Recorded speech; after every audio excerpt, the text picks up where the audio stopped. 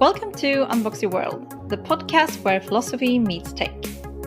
In each episode, we're connecting the dots between philosophy, technology, society, science, and progressive thought. And together with brilliant minds across the world who dare to challenge the way we think and live in today's society, we are unboxing our minds one episode at a time. I am Ria Salting. I am a tech professional during the day and a philosopher at night. So let's get started. Let's unbox ourselves. Welcome back to Unbox Your World by Futurist with a PH, where philosophy meets the future. In today's episode, we have a space entrepreneur on the show, Mattias Hansson, and he is the CEO and founder of I.S.A.A.C, the International Space Asset Acceleration Company. And he is passionate about finding answers to our challenges on Earth through insights from the space industry. And in this episode, I actually learned quite a few interesting things about space.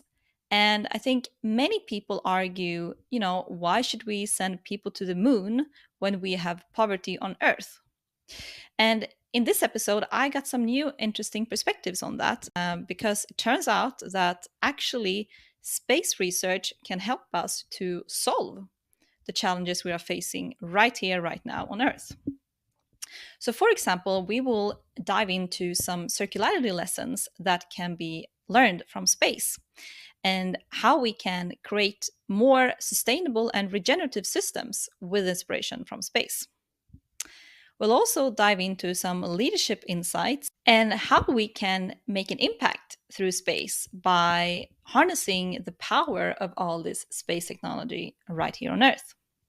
So whether you are a space enthusiast or a space critique or a space research critique, this episode will actually open up some fresh new perspectives on the possibilities for humanity that we can harness from all the space research. So I am looking forward to presenting this episode to you today, and let's dive in. So welcome, Mattias Hansson, to Unbox Your World. Thank you so much for having me. I'm really looking forward to this conversation. Yes, so am I. It's not every day I get to have a conversation with a space entrepreneur. Finally, you're there. And this Exactly. is just the beginning. Let me tell you, this is just the first one. There will be more. Yeah, well, then I look forward to that. But to start off there, I mean, why on earth did you decide to become a space entrepreneur? Well, they say let curiosity be your guide, right? I really tried to do that throughout my working career, using my career as a university, actually. So I always try to dig into new industries while choosing jobs. So spend a couple of years in different industries to learn. And people of order might wonder, how on earth can that be viable? How can you spend just a handful of years in each industry and contribute at the same time? So the answer is this. That is why I can contribute, because I always come in as an outsider. I always join a new industry from a perspective where the people who is inside that industry doesn't have. So my experience tells me that that's always a great value for each industry. So now I'm in the space industry, and why? Because it's one of the most thrilling. Because it's one of the most thrilling and most interesting places to be right now if you're into tech, if you're into innovation, and if you're into sustainability.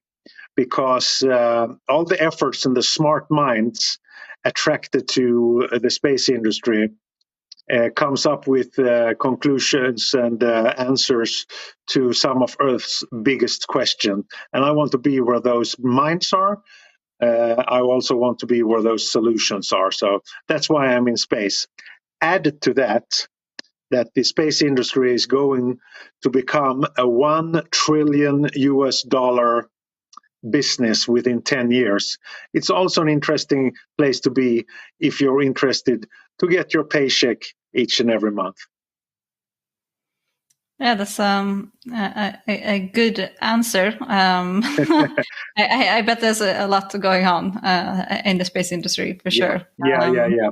And you don't have to be in the space industry to understand and see that a lot is happening right now in the space industry throughout the world. You can see it when NASA announced their new astronauts that's going around the moon in 2024. You see it here in Europe when I.S.A.A., the European Space Agency, just a couple of months ago announced that they have 70 new astronauts in training. Those kind of news always gains big lots of people are interested in that kind of news. And you also see all the news about satellites. Unfortunately, much of those news comes out of the troublesome world that we live in. We can see it from the war in Ukraine, how the satellites are used on both sides for both the good reasons and for the bad reasons. So a lot of things is going on right now. And we also know that spending resources in space research tends to give back to Earth knowledge that otherwise would take much longer, and that's mainly because it's so hard to do research in space. It's so hard. You need the sharpest brains. You need a lot of money and resources to do that. And obviously, the result, not always, but very, very often, is usable. Is to be used both in space and on Earth. So, if you're interested in sustainability solutions for Earth, you better be interested in space knowledge and space research. And that leads me to my second question, which is, I saw you mentioned briefly on a talk where I listened to you about that there's a lot to learn about circularity from space that we could apply on Earth. And I think it would be interesting to elaborate a little bit more on that. So just imagine 4 people, astronauts, living together in a closed environment in a space capsule. Are they living in a circular environment? Yes, they are, 100%. So, and they have been doing for decades now.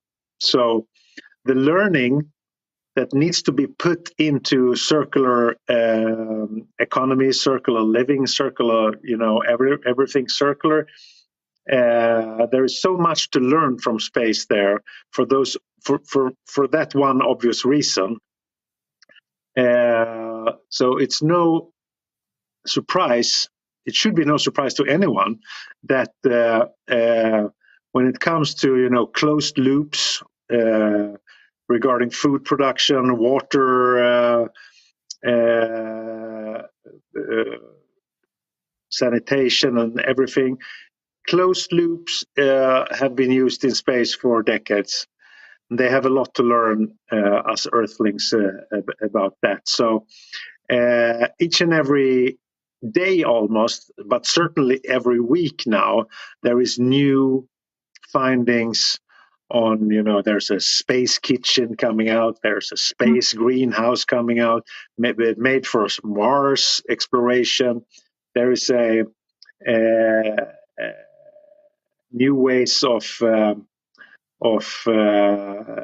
making food production more effective and healthy, that comes from space that can be used here on Earth. new findings on those topics is arriving back to earth, so to speak, each and every week now. So if you're interested in those kind of very earthly questions, you better look upwards. Yeah, that I mean, it makes a lot of sense, right? It's but I don't think people working in sustainability would actually think of it. No, but it's an open, it's a buffet out there of knowledge and already done research that can be used and put to use on Earth. So if you're in the environment sector, sustainability sector, please look into space. Lots of stuff that you're thinking about right now for us down here is already researched and tested and either shown positive or negative when it comes to final use of it, and that's a fact.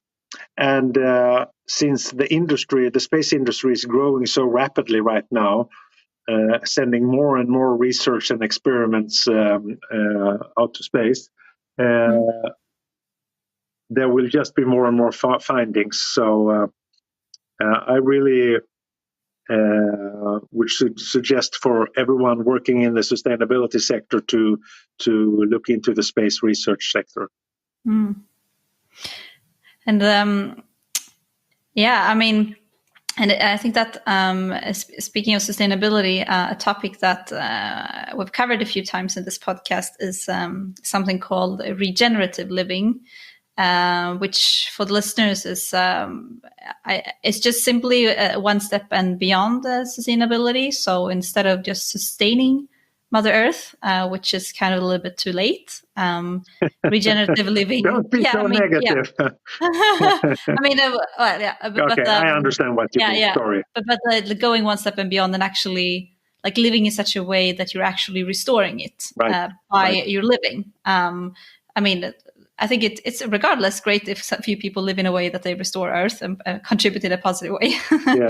But that is something like there's a regenerative movement right now, and I think quite a few listeners are interested in that as well. And I think what I would just imagine is that there would be learnings from space that could be applied for that as well.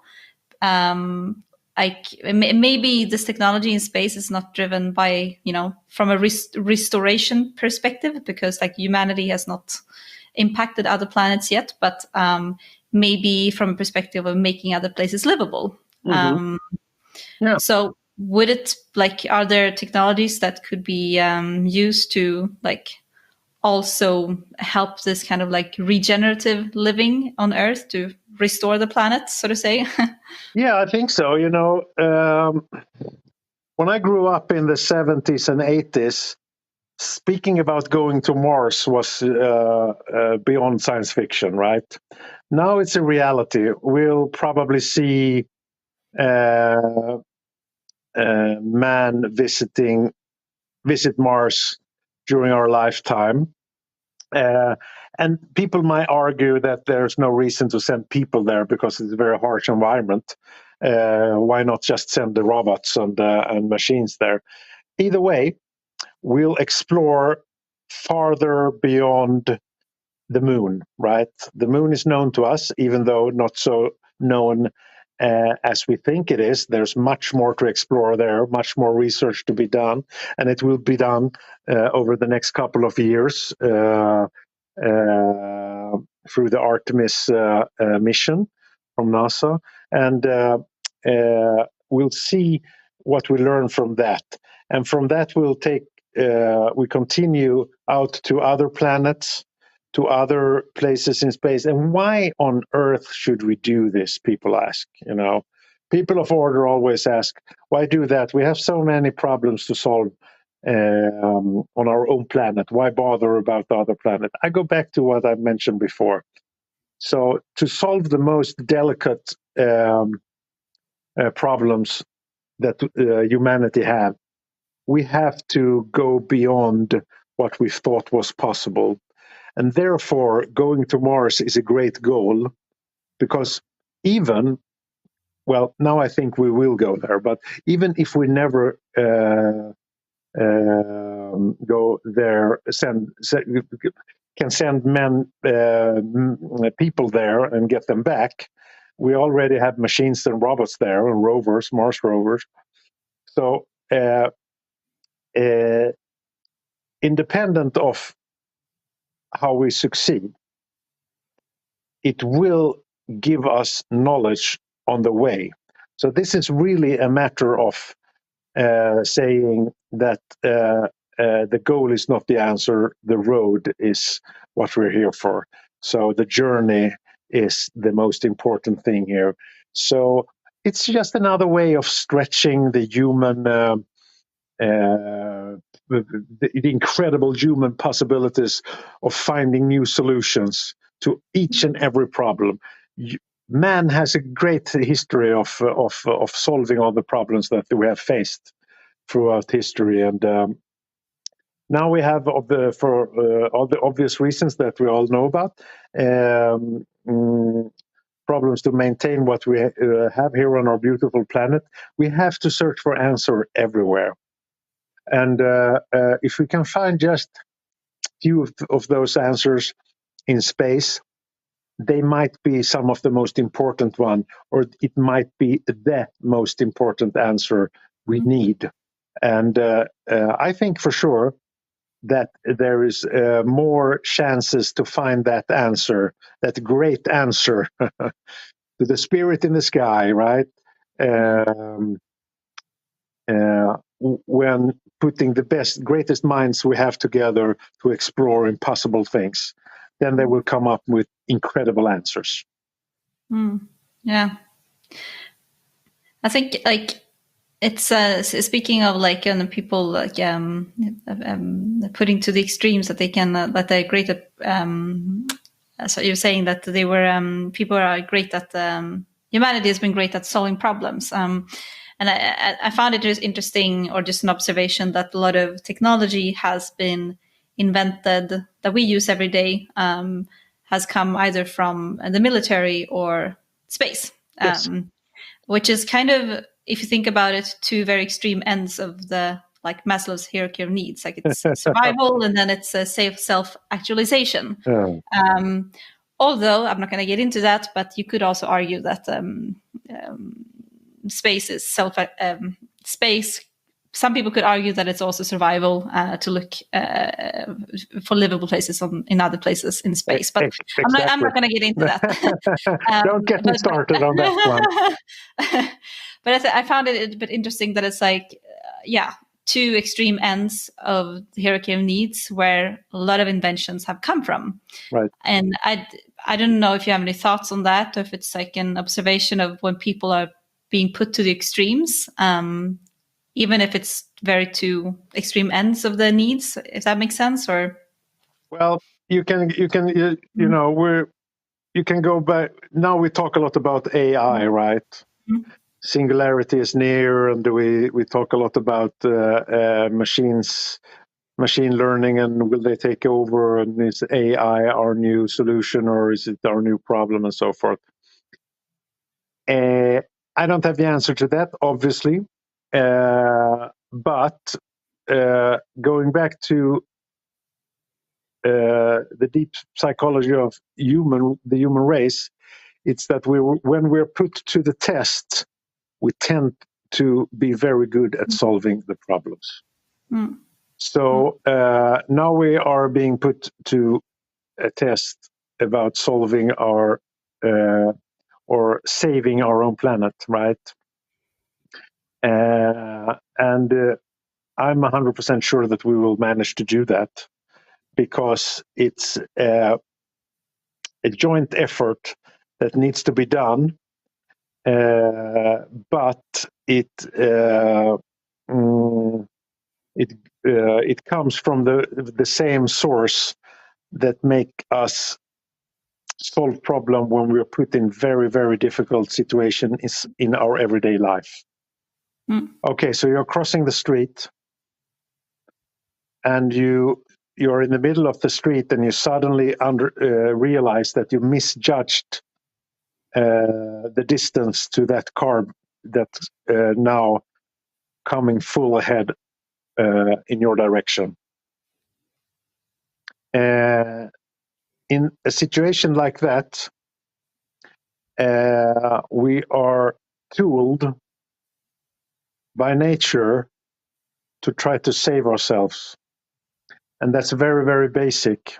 And obviously, I can give you all the examples of this from the beginning of the world. But this is quite a simple example that's also now being used on very, very advanced levels when it comes to research development, tech development, and so forth. And therefore, I also think that the AI development will take us in that direction. We will see some real backlashes on the way, because we have seen backlashes in all our development stages throughout humanity. We will see that here also. But all in all, we are here to help ourselves, to save ourselves, and the benefit for all mankind that's been known to space exploration for so many years is now being put into effect over a wide variety of developing fields. Space is one, AI is one, and so forth. And when we put all this together, it will be a remarkable new planet to live on for us all, or planets, because as you touched before, we might be living on different planets. Who cares? We're here to make sure that human species will survive, and we will make that happen on Earth or in space. Speaking of global challenges, another topic that you have mentioned in your talk before is that we can learn a lot from space in terms of leadership, which I also found quite interesting. So I'm wondering if there could be leadership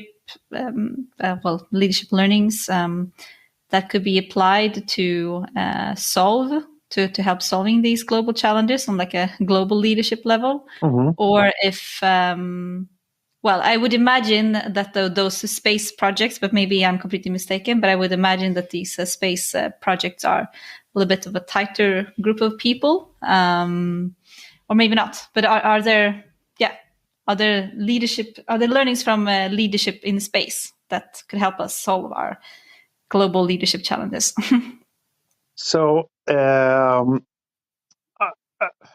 obviously, I would be happy if I could just give you a straight answer, and that answer would be yes. That would be really great for us all. But I think my answer will be probably yes. And the reason to that is because the limitations, space is endless, and we all know that, or believe that still. But there's also a lot of limitations for us humans working within or thinking of space. And those limitations is actually, I think, good for us when it comes to leadership question, because the limitations, in addition to the great challenges that you face when you explore space, will force you to so many difficult decisions. It's a decision-making deluxe. You think that Putin and Biden has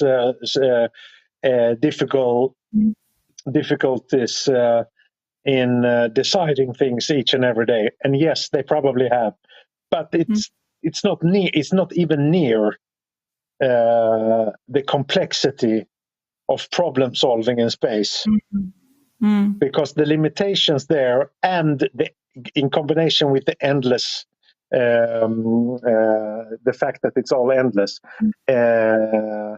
puts you in a meta difficult decision making.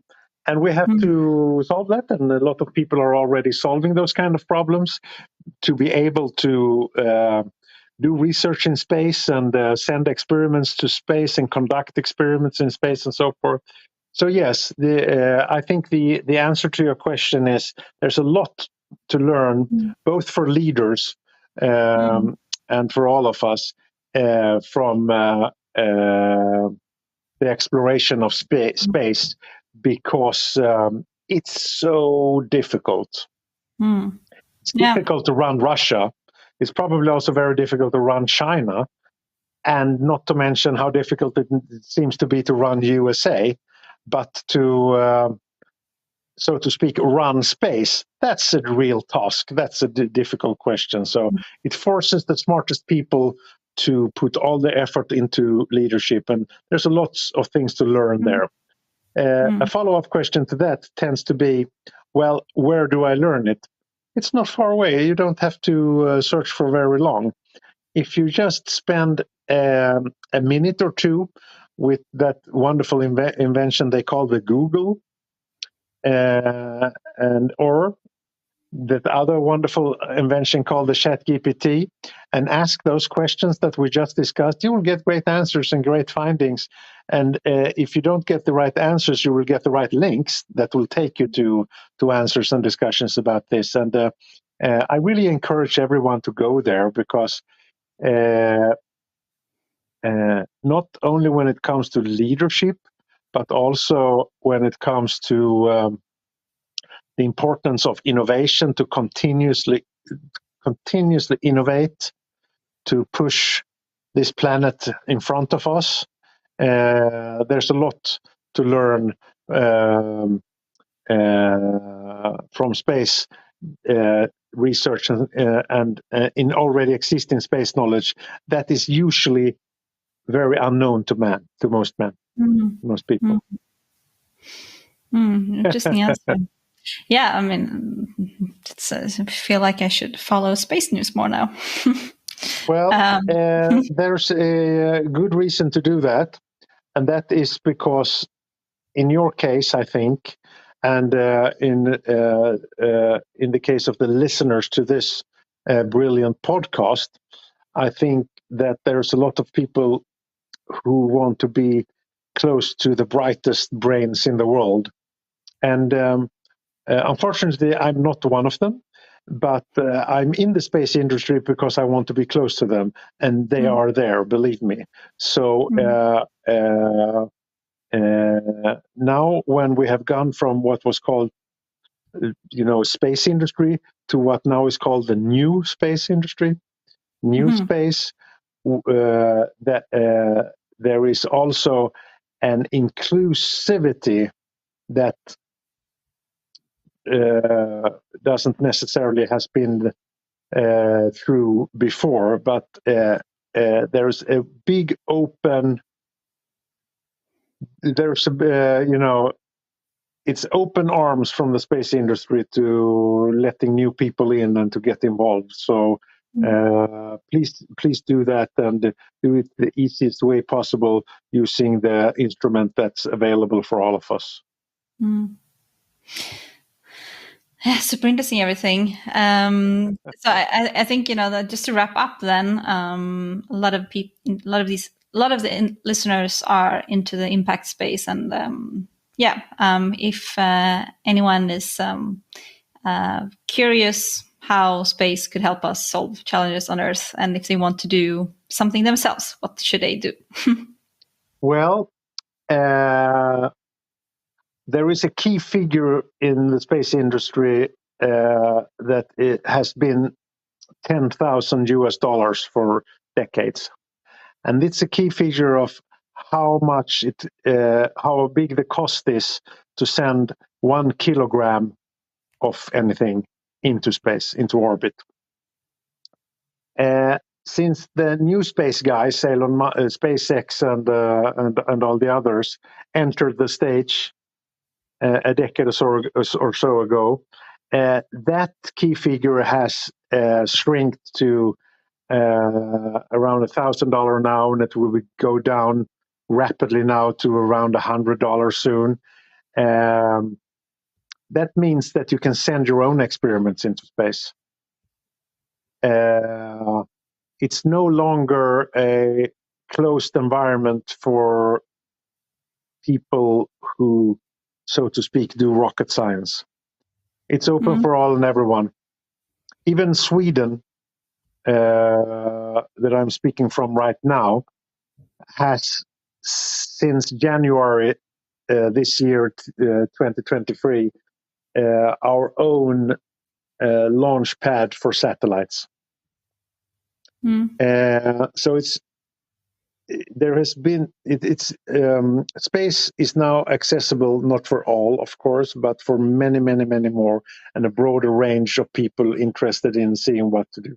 So that's one of the answers. If you're on that side of the industry, want to do real impact and try out things and test things, you can do that in that proven environment that is space, that is proven for decades now to be very good for using for experiments. So that's one thing. Another thing is to make sure that you can take that you can attract those findings, and once again you can find them pretty easy today. If you just Google space and you're choosing word from the Sustainable Development Goals, you will get a few solutions. If you add I.S.A.A.C or NASA or some of the other space agencies in the world, they already had what it's called a spin-off. So spin-off is also a good word. A spin-off is something that is it can be a material, a technology, a process, even a leadership management strategy that is that has been developed for space, but is now spinned off for Earth purposes. You'll find it on the internet. It's usually open source. It's usually open. It's usually free to get your hands on. And it's really interesting because it usually gives you another angle to problems that you already know. Okay. Cool. Thank you very much for joining today and giving us a crash course into the world of space and what we can do with that on Earth. So that has been super interesting. Welcome. Welcome to space. Exactly. We're all a big happy family, and there is room for more. Believe me, we have lots of space. That's a good play on the word there. And if anyone is interested in reaching out to you or finding out more about what you do, where should they go? Go to LinkedIn, Mattias Hansson. I'm with a company called I.S.A.A.C. It stands for International Space Asset Acceleration Company. And LinkedIn is probably the best way to find me regarding this matter. So see you there. I also write a weekly newsletter there called Space is the Place, where I once a week give you 3-minute read on an interesting topic that brings space back to Earth. Perfect. Thank you very much. See you soon. Thank you for having me. That's it for today. Thank you all for listening. I really appreciate it. And if you want to read up more about the guest, then you can go to the show notes to get all of the links. And also, if you like this episode, please don't forget to subscribe to the newsletter to never miss the latest episode. Thank you for today. See you in the next episode.